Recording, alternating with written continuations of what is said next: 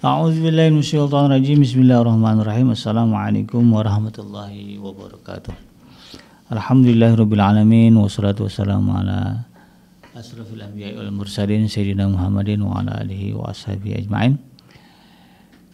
Ya al-haqadhilna mudkhala sirkin wa akhrijna mukhraja sirkin wa ja'alana min ladunka sultanan nasyira.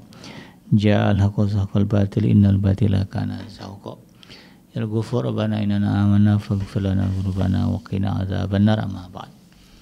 Alhamdulillah, segala puji adalah milik Allah, Tuhan semesta alam yang telah menciptakan kita, dan karena rahmat dari Allah Subhanahu wa taala kembali kita berjumpa di channel iDream TV dalam program Tarbiyatul Aulad, di mana insyaallah kita akan belajar tentang bagaimana cara mendidik anak-anak kita agar menjadi pribadi yang saleh. Tidak lupa kita baca salawat dan salam. Allahumma shalli ala sayyidina Muhammad wa ala ali sayyidina Muhammad. Assalamualaikum ayuhan nabi wa rahmatullahi wabarakatuh. Semoga Allah terima salawat dan salam yang kita baca dan dilimpah curahkan kepada para nabi dan para rasul, wabil khusus ya Rasulullah Muhammad sallallahu alaihi wasallam.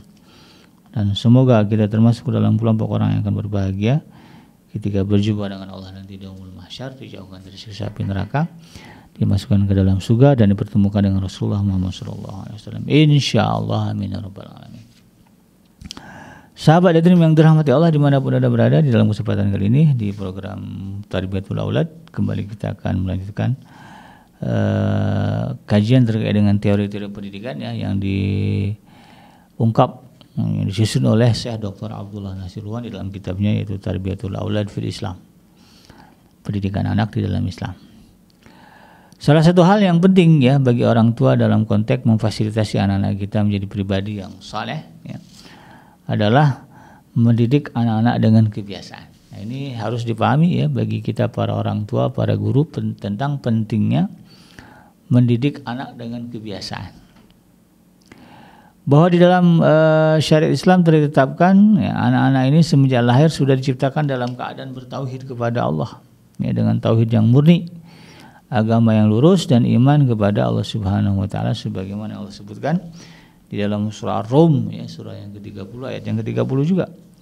Allah sebutkan di sini, a'udzubillahi minasyaitonir rajim, faqim wajhaka lid-din hanifa fitratallahi allati fataran nas 'alaiha la tabdila li khalqillah dzalika ad-dinul qayyim walakin aktsara an-nasi la ya'lamun. Maka hadapkanlah wajahmu dengan lurus kepada agama Allah ya, tetaplah di atas fitrah Allah yang telah diciptakan manusia, yang telah menciptakan manusia menurut fitrah itu. Tidak ada perubahan pada fitrah Allah. Itulah agama yang lurus, tetapi kebanyakan manusia tidak mengetahui. Dalam satu hadis yang Rasulullah SAW bersabda, kullu mauludin yuladu 'alal fitrah. Setiap bayi itu dilahirkan dalam keadaan fitrah. Jadi dalam teori Islam, sahabat iDream ya, itu jelas ya, namanya anak bayi ya, yang belum balik ini, mereka fitrahnya itu adalah tauhid ya, menyembah Tuhan yang esa. Fitrahnya adalah sebagai seorang muslim ya, anak-anak ini mau anak siapalah gitu ya, mau anaknya orang Yahudi, orang Nasrani, orang Arab, orang Indonesia, orang mana aja lah ya. Kalau namanya bayi itu dia masih suci fitrah yang sesuai dengan fitrahnya Islam. Nah, siapa yang akan membuatnya kafir atau beriman? Ya, orang tuanya. Yang akan memberikan corak dalam kehidupannya, lingkungannya, ya orang tuanya. Nah, jadi karena itu kemudian ya, ini harus disadari bersama bahwa bagaimana ketika kita menjadi orang tua bagi anak-anak kita, kita bisa memberikan warna yang terbaik sehingga anak-anak kita menjadi pribadi yang muslim. Nah, dari sinilah kemudian kata saya Dr. Abdullah Nasirwan ya, kita harus memahami pentingnya pembiasaan. Pembiasaan atau juga mungkin pendiktean ya, didikte, diatur lah gitu ya. Ini harus begini, gini ya, buat seperti ini gitu kan.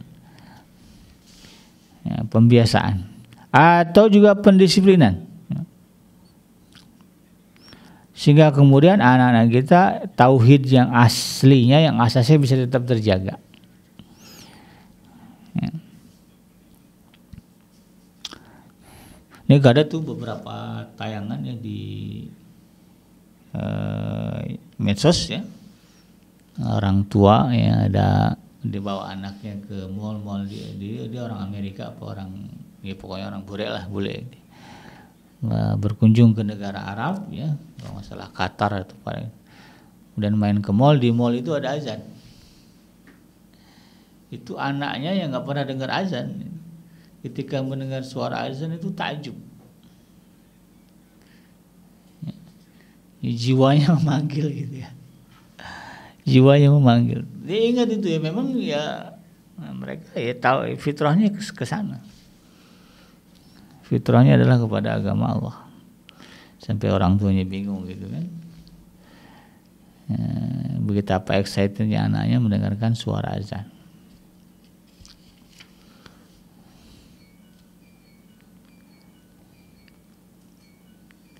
Jadi kata saya Dr. Abdullah Nasirwan, ya, pembiasaan ini ya, menjadi faktor yang penting ya, di dalam pendidikan Islam. Ya. Karena di dalam pendidikan Islam itu ada dua kan,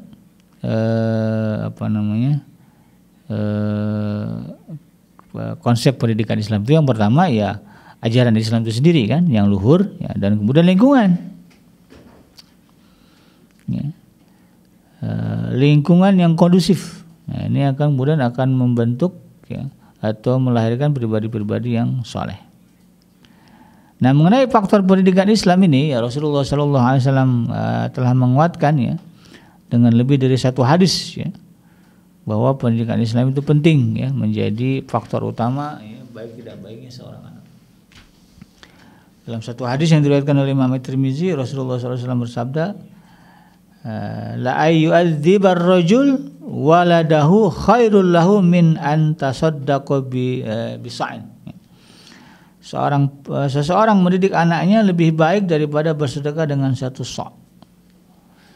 Ya, mungkin sedekah kita terbatas, maka kalau ingin mendapatkan pahala lebih baik daripada sedekah, ya didiklah anak kita ya, dengan pendidikan yang baik. Dalam hadis yang lainnya disebutkan, mana khala walidun ya, waladan min nakhlin afdalu min adabin hasanin. Tidak ada hadiah yang diberikan seorang ayah kepada anak yang lebih baik daripada pendidikan yang baik. Kalau ada orang tua memanjakan anaknya dengan hadiah ya motor apa PS, kalau dulu PS sekarang nggak tahu apa namanya, gadget, handphone gitu kan. Nah, kata Nabi ya itu nggak sebanding dibandingkan dengan pendidikan yang baik, ya, dengan adab yang baik, ya, mengajarkan adab yang baik. Dalam hadis lain juga disebutkan, alimu auladakum wa ahlikumul khaira wa adibuhum. Ajarkanlah anak-anak dan keluarga kalian kebaikan dan didiklah mereka. Ya, dalam hadis lainnya diriwayatkan Imam At-Tabrani, Rasulullah SAW diriwayatkan bersabda, adibu auladakum ala salasi khasalin, hubbi nabiyukum wa hubbi ali baitihi wa tilawatil Quran. Didiklah anak-anak kalian dengan 3 perkara, mencintai Nabi kalian, mencintai sanak keluarganya, dan membaca Al-Quran. Nah, jadi itu menggambarkan betapa pendidikan, ya, pendidikan adab, pendidikan tauhid, ya, pendidikan tentang iman, ya, nah, itu bagian yang jelas-jelas ya wajib dilakukan oleh orang tua kepada anak-anak mereka. Di sisi lain ya ada namanya faktor lingkungan. Nah, ini yang kaitannya dengan pembiasaan. Ya, Rasulullah SAW memberikan pengarahan di dalam hal ini ya. Kata saya Dr. Abdullah Nasirwan pada lebih dari satu kesempatan ya. Dalam satu hadis yang diriwayatkan oleh Imam Bukhari, ya Rasulullah SAW bersabda, kullu mauludin yuladu 'alal fitrah fa abawahu yuhawidanihi au yunasiranihi au yumajisanihi. Setiap bayi dilahirkan dalam keadaan fitrah, maka kedua orang tuanya lah yang menjadikannya Yahudi, Nasrani atau juga Majusi. Walaupun lahir sebagai orang Indonesia, ya dia bisa jadi Yahudi, bisa jadi Majusi, bisa jadi Nasrani, bisa jadi Muslim, ya tergantung kepada orang tuanya. Maka berdasarkan hadis ini ya, dipahami bahwa memiliki dua orang tua muslim yang saleh ya, pasti keduanya akan selalu mengajarkan prinsip-prinsip iman dan Islam sehingga anak-anak tumbuh dengan akidah keimanan keislaman yang kuat. Dan inilah yang dimaksud dengan faktor lingkungan yang kondusif ya, yang pada akhirnya kemudian menimbulkan pembiasaan. Ya. Dalam satu hadis Rasulullah SAW bersabda, ar-rajulu ala dini khalilih falyanzur ahadukum min may yukhalil. Ini masuk dalam kitab hadis Arba'in Imam Nawawi. Ar-rajulu ala dini khalilih, ya, seringkali agama seseorang itu ya tergantung dengan agama temannya. Maka kemudian kata Rasulullah, falyanzur, maka hendaklah kalian memperhatikan ya ahadukum, ya kalian, may yukhalil, siapa yang akan kalian anggap ya akan jadikan sebagai teman setia atau teman baik. Kenapa ya? Karena ini kaitannya erat dengan pembiasaan. Ketika kita punya teman yang baik ya, maka dia akan menularkan kebiasaan-kebiasaan baik. Di rumah kita ajarkan kebaikan, kemudian di sekolah kita antar ke sekolah yang baik gitu, maka masih nyambung kebiasaan baik di rumah dengan kebiasaan baik di sekolah. Kemudian nanti begitu dia pulang ke rumah ya, oh ada lagi nih bikin tempat les, tempat kursus, dicari tempat yang baik ya, di lingkungan yang baik, maka masih akan bersambung, terjaga itu ya, di rumah dia baik, di sekolah dia baik, di tempat les dia baik.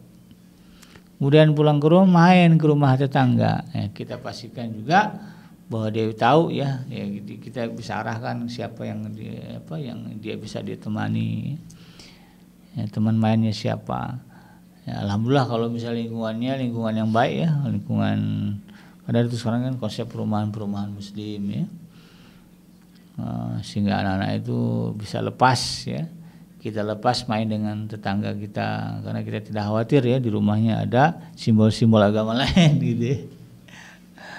Repot juga punya anak kemudian main ke rumah tetangga, pulang-pulang ke rumah nanya, mama bunda di rumah si Anu kok ada ini itu apa ya? Nah, kita bingung jawabnya lagi. Belum lagi yang punya praktek syirik dan sebagainya. Maka penting ya bagi orang tua untuk memahami betapa untuk membiasakan anak-anak kita itu faktor pendukungnya banyak. Jadi pembiasaan itu tidak hanya di rumah ya, tapi berlanjut ke sekolah, berlanjut ke tempat les mungkin kan, berlanjut juga kemudian ke tempat main, terutama tempat main ya. Kalau nanti dia sudah kuliah ya, di tempat kuliah pembiasaan itu ya, harus tetap terjaga dan terpelihara. Jadi kata saya Dr. Abdullah Nasiulwan ya, sudah dipastikan bahwa lingkungan yang baik memiliki pengaruh yang sangat besar dalam pendidikan seorang muslim terkait dengan pembiasaan. Ya, pembiasaan di dalam membentuk kesalehan dan juga ketakwaan. Bahkan kata saya Dr. Abdullah Nasiulwan ya, ini relevan banget dengan hadis yang meriwayatkan ya, tentang adanya seseorang yang membunuh 99 nyawa yang kan masyhur hadisnya, ini bicara bab tobat ya. Ada orang yang membunuh 99 lalu kemudian dia bertanya kepada orang yang dianggapnya alim ya. Karena ahli ibadah dibilang saya sudah membunuh orang 99, lalu kemudian kata ahli ibadah ini, kamu itu enggak akan minta mungkin diterima tobat kamu. 99 nyawa mati. Gimana mau tobat kepada Allah?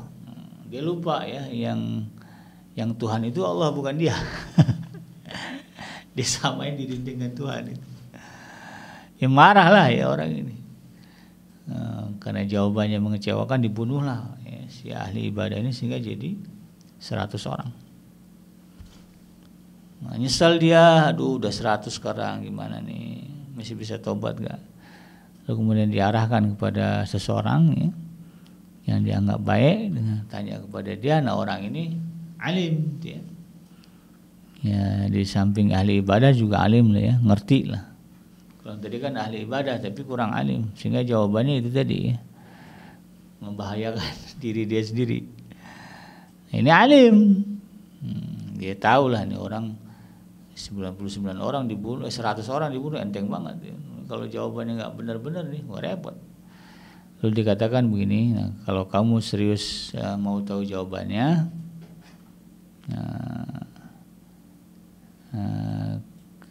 ditunjukkan lah ya ke satu tempat begitu kan. Satu tempat ya, di situ ada orang-orang yang banyak beribadah. Nah, jadi Yuda, kamu kalau betul-betul kamu mau tahu ya atau memang mau bertobat ya berhijrahlah ke sana.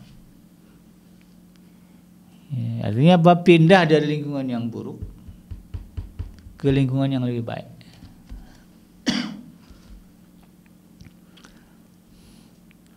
Ya, jadi orang alim ini katakan ya nggak ada orang yang bisa menghalangi orang tobat. Cuman persoalannya kalau kamu mau tobat, ya, perhatikan juga lingkungan kan begitu ya. Ya udah hijrah aja ke sana. Ya, jangan stay di tempat kamu. Ya, orang mau tobat ya, kalau mau tobat siapa yang bisa menghalangi? Memang dia mau tobat kan? Itu kan urusan dia dengan Allah. Tapi persoalannya itu tadi ya, jangan sampai tobat kita terganggu, terhalang gara-gara lingkungan. Maka kemudian disarankan untuk hijrah ke satu daerah di mana di situ banyak orang-orang yang beribadah kepada Allah. Ya beribadahlah kamu nanti bersama dengan mereka. Akhirnya laki-laki ini senang, ya, udah ketemu jalan, ada solusi, ya beres-beres. Kemudian dia tinggalkan kampungnya menuju ke kampung yang ditujukan oleh orang alim itu. Dan ternyata kemudian meninggal kan. Yang meninggal di tengah perjalanan. Yang malaikat rahmat dan malaikat azab bingung nih. Ini orang sudah bunuh 100 ya. Nah, ini udah layak banget masuk neraka gitu kan. Nah, sementara kata malaikat rahmat nih orang OTW tobat. Nah, gitu kan. Nah, jadi gimana? Ya udah kita tanya nama Tuhan aja. Lalu kata Allah, ukur aja jarak dari kampung dia ke tempat dia mati sama jarak dari tempat tujuannya ke tempat dia mati. Mana yang lebih dekat? Kalau dekat ke tempat di kampung dia, nah, udah bawalah malaikat azab. Tapi kalau udah dekat ke kampung yang dia mau tuju itu, nah, maka bawalah dia malaikat rahmat. Ternyata selisihnya cuma sejengkal lebih dekat ke tempat tobat. Maka kemudian dibawa oleh malaikat rahmat. Nah, hadis ini kata si Dr. Abdullah Nasrullah menunjukkan pentingnya lingkungan yang baik untuk mendukung pembiasaan kebaikan-kebaikan yang kita tanamkan kepada anak-anak kita. Demikian sahabat hadirin, mudah-mudahan bermanfaat. Yang benar datangnya dari Allah, yang salah semata-mata dari kealfaan dan kelapan saya pribadi. Saya bikin babi undur. Hasbiyallahu la ilaha illa huwa alaihi tawakkaltu wa huwa rabbul arsyil azim. Subhanaka Allahumma rabbana wa bihamdika asyhadu an la ilaha illa anta astaghfiruka wa atubu ilaik. Walhamdulillahirabbil alamin. Wassalamualaikum warahmatullahi wabarakatuh.